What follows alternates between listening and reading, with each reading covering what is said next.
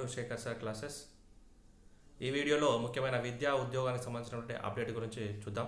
వీడియోలోకి వెళ్లే ముందు మొదటిసారిగా మన ఛానల్ చూస్తున్నవారు, ఇప్పటివరకు మన ఛానల్ని సబ్స్క్రైబ్ చేయని వాళ్ళు ఎవరైనా ఉంటే సబ్స్క్రైబ్ చేయండి. సో మొదటి అప్డేట్ చూడండి. గ్రామానికో రెవెన్యూ ఉద్యోగి మళ్ళీ విఆర్ఓ విఆర్ఏలు అనేటువంటి కథనము ఆంధ్రజ్యోతి పేపర్లో ప్రచురించడం జరిగింది. అంటే కొత్త గవర్నమెంట్ మళ్ళీ విఆర్ఓ వ్యవస్థను తీసుకురావడానికి ప్రయత్నం చేస్తుంది. గత గవర్నమెంట్ విఆర్ఓ వ్యవస్థను రద్దు చేసి అందులో ఉన్నటువంటి ఉద్యోగులను వేరే శాఖలలోకి బదిలీ చేయడం జరిగింది.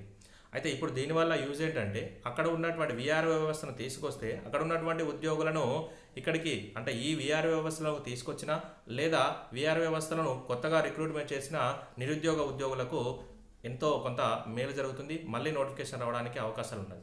ఏ విధంగా ఉన్నది అంటే, పాత విఆర్ఓలను తీసుకొచ్చి ఇక్కడ సబ్సిడీ చేసినా కూడా ఆ శాఖల్లో ఉన్నటువంటి ఉద్యోగులు ఖాళీ అవుతాయి. సో ఖాళీ కావడం వల్ల అక్కడైనా నోటిఫికేషన్ రావడం జరుగుతుంది. అంటే వివిధ శాఖలలో ఏ శాఖలో ఉన్నాయో ఆ శాఖలో రిక్రూట్మెంట్ రావడం జరుగుతుంది. లేదా ఇక్కడ కొత్తగా నోటిఫికేషన్ ఇవ్వడం వల్ల సో ఇక్కడ ఉన్నటువంటి వాళ్ళకి కూడా ఉద్యోగాలు, ఈ నోటిఫికేషన్ ఇస్తే ఇక్కడ కూడా మనం ఉద్యోగాలు రావడం జరుగుతుంది. ఇది మొదటి అప్డేట్. నెక్స్ట్ రెండవ అప్డేట్ విషయానికి వస్తే చూడండి.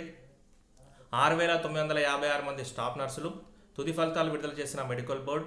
సో 7,094 పోస్టుల నియామక ప్రక్రియ. అర్హులైన అభ్యర్థులు లేక మిగిలిన 138 పోస్టులు అనేటువంటిది కథనం చూస్తున్నాం. అంటే మొత్తం 7,094 పోస్టులు ఉంటే 6,956 మంది మాత్రమే రిక్రూట్ అయ్యారు. ఇంకా అర్హులైన విద్యార్థులు లేక 138 పోస్టులు అనేటువంటిది మిగలడం జరిగింది. సో ఈ రోజు అనేటువంటిది, అంటే సర్టిఫికేట్ వెరిఫికేషన్ కూడా కంప్లీట్ అయిపోయింది. ఇది రెండో అప్డేట్.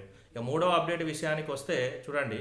15% సీట్లు కేటాయింపు. డిగ్రీ పీజీ ఇతర రాష్ట్రాల విద్యార్థులకు 15% సీట్లు కేటాయింపు అనేటువంటి కథనం చేస్తున్నాం. అంటే దీనివల్ల యూజ్ ఏంటంటే, కొత్త గవర్నమెంట్ మరొక ప్రయత్నం చేస్తుంది. డిగ్రీ పీజీలలో ఇతర గవర్నమెంట్ విద్యార్థులకు ఇతర రాష్ట్రాల విద్యార్థులకు 15% సీట్లు అనేటువంటిది కేటాయింపు చేస్తే మన రాష్ట్రానికి సంబంధించినటువంటి మిగిలిన సీట్లు అనేటువంటి భర్తీ చేయడము ఒకటి ముఖ్య ఉద్దేశం.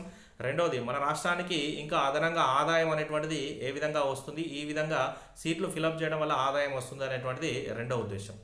సో ఈ విధంగా ఈరోజు మనం 3 అప్డేట్ గురించి చూసాం. ఇంతవరకు మన ఛానల్ని సబ్స్క్రైబ్ చేయని వాళ్ళు ఉంటే సబ్స్క్రైబ్ చేయండి. Thank you very much.